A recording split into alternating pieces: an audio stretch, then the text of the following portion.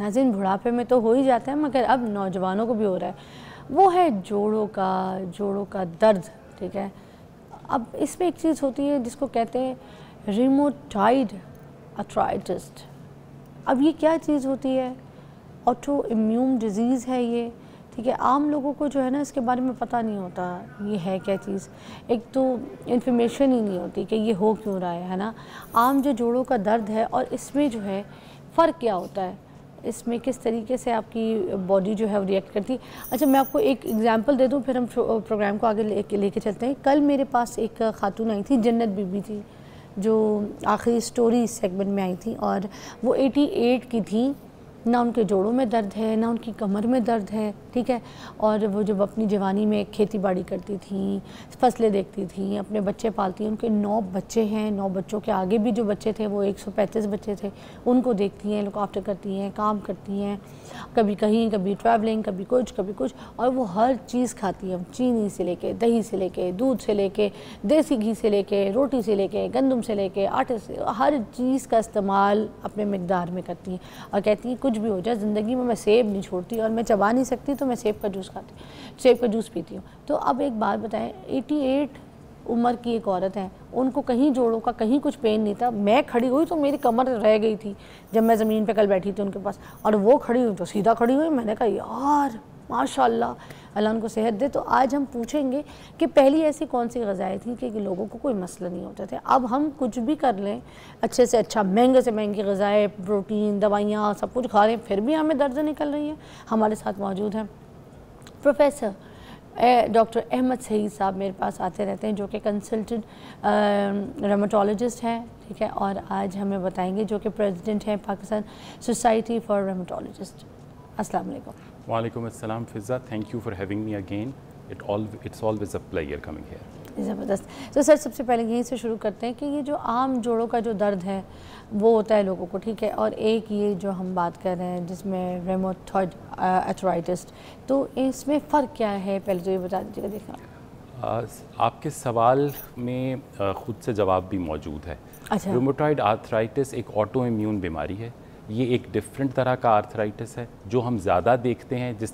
जिस चीज़ के लिए आप बहुत हैरान भी हैं, और यकीनी बात है जन्नत बीबी इज़ वेरी लकी कि उनको ऑस्टियो आर्थराइटिस नहीं है। वो एज वाला आर्थराइटिस है जो आप एक्सपेक्ट कर रही थी कि जन्नत बीबी को होगा, कि कोई घुटना ख़राब होगा, चलने में कोई दिक्कत होगी, कोई कमर के मोहरों की डिस्क आगे पीछे हुई होगी, कोई गर्दन में दर्द रहता होगा, जो उनके नहीं था। She is very lucky.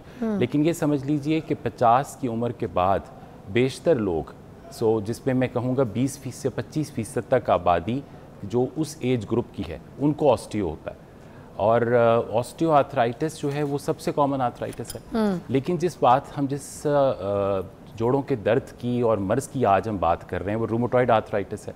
ये यंगर एज ग्रुप के लोगों को भी हो सकता है। इसमें यंग फीमेल ज़्यादा मुतासर होती हैं। चाइल्ड बेयरिंग यानी वो वक्त जिसमें उन्होंने अभी बच्चे पैदा करने हैं, 18 से लेकर 40-45 साल की उम्र के दौरान इसका ऑनसेट सबसे ज़्यादा होता है इस मर्ज़ के अंदर। और उसमें फ़र्क ये है कि इसमें सोजिश कार फरमा है उसमें ज़्यादा, और इसमें आपका अपना डिफेंस सिस्टम जो ऑटो इम्यून डिज़ीज़ होती है उसमें क़ुव्वत मुदाफ़ियत का निज़ाम अपने ही जोड़ों के ख़िलाफ़ हो जाता है। उसका काम था कि वो बाहर से आने वाले जरासीमों से लड़ता, वायरस से, बैक्टीरिया से, लेकिन वो कुछ उसमें ऐसी ख़राबी तब्दीली आती है कि वो अपने ही जोड़ों की सोजिश उसमें करना शुरू कर देता है, स्पेशली जो झिल्ली है उसके अंदर, जिससे। मगर वो क्यों करना शुरू कर देता है? क्या वो ये एक इसमें इन्वायरमेंट के ट्रिगर्स हैं, जैसे कुछ इन्फेक्शंस हैं जिनकी वजह से ऐसा होने का इम्कान हो सकता है। लेकिन जो एक नॉन जो एनवायरमेंटल ट्रिगर है वो है स्मोकिंग। स्मोकिंग एक नॉन रिस्क फैक्टर है फॉर रूमेटॉइड आर्थराइटिस।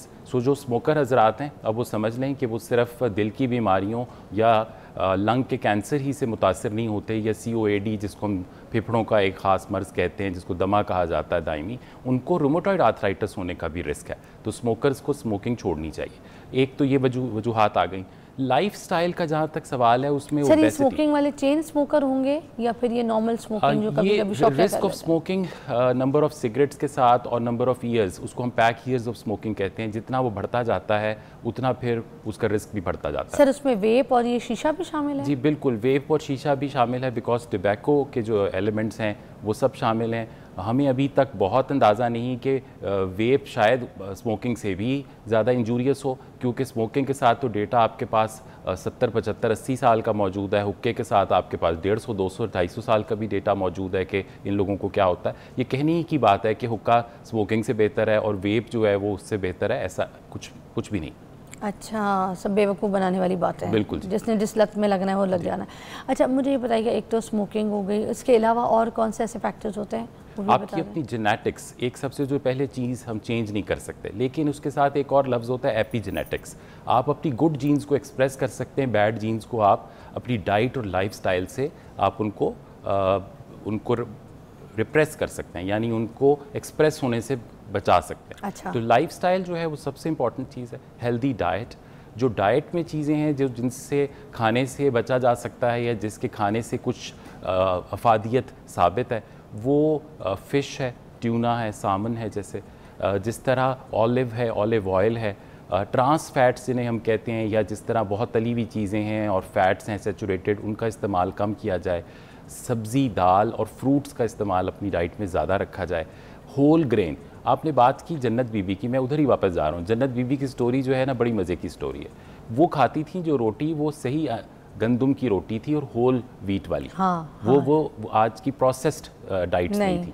वो जो अब हमारे बच्चे पिज्ज़ा के ऊपर जो चीज़ लगा हुआ खाते हैं, जो चिकन या वो जो सॉसेजेस का होता है, वो सब प्रोसेस्ड है और मैदे वाला पिज़्ज़ा है, आपको पता है। तो ये चीज़ें देखिए कि वेस्टर्न वर्ल्ड का जो डाइट है, वो सारी डाइट्स उनकी ख़राब नहीं है। हाँ। या जो हमने उनसे इनहेरिट की हैं, हमने ये भूल गए बिल्कुल कि उसी रीजन जहाँ से पिज़्ज़ा आया था, वहाँ पे मेडिटेरेनियन रीजन में देखिए कि वो खाते क्या हैं। उनके यहाँ तो सबसे ज़्यादा बल्कि सैलड्स और फ्रूट्स, वेजिटेबल्स, ट्यूना, ये सब चीज़ें हैं वहाँ पर। हाँ। सामन है वहाँ पर। लेग्यूम्स हैं जिसको दालें बोलते हैं, बीन्स हैं। तो these are all very healthy foods we should consume. हर चीज़ है, रेसबेरी है, ब्लूबेरी है, हर तरीके की बेरीज वहाँ पे मौजूद हैं और आम available, people are having it.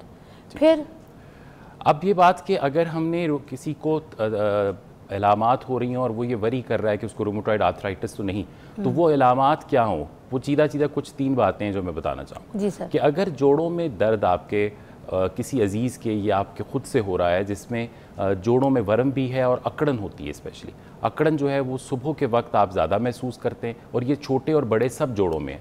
और समझ लीजिए इसको हम कहते हैं सिमेट्रिकल, यानी दायां तरफ तकलीफ़ है तो बाएं वाले जोड़ में भी कभी कभी आ जाती है, और दोनों ही तरफ के जोड़ मुतासर हो रहे हैं, आपके दाएं और बाएं साइड के, छोटे और बड़े। और अमूमी तौर पे ये तकलीफ़ अगर आपको 6 हफ्ते से ज़ायद रह रही है और सुबह उठते हैं तो आपको आधा घंटा लगता है जिस्म में कड़ाव, तनाव, खिंचाव होता है, तो ये बिल्कुल अलामात ऐसी हैं, आपको रूमेटोलॉजिस्ट को मिलना चाहिए और बात करनी चाहिए उससे कि क्या मुझे रूमेटॉइड आर्थराइटिस तो नहीं। और वो कुछ टेस्ट आपको सजेस्ट कर सकता है, जिसमें एक टेस्ट है रूमेटॉइड फैक्टर, एंटी-CCP एंटीबॉडीज़ हैं, कुछ और ब्लड टेस्ट हैं जिसमें सोजिश का पता चलता है, जिस तरह ESR है, CRP है, और मुआयना। ये जो मुआयना है जोड़ों का, ये अमूमी तौर पे आम डॉक्टर्स बहुत अच्छा नहीं कर पाते।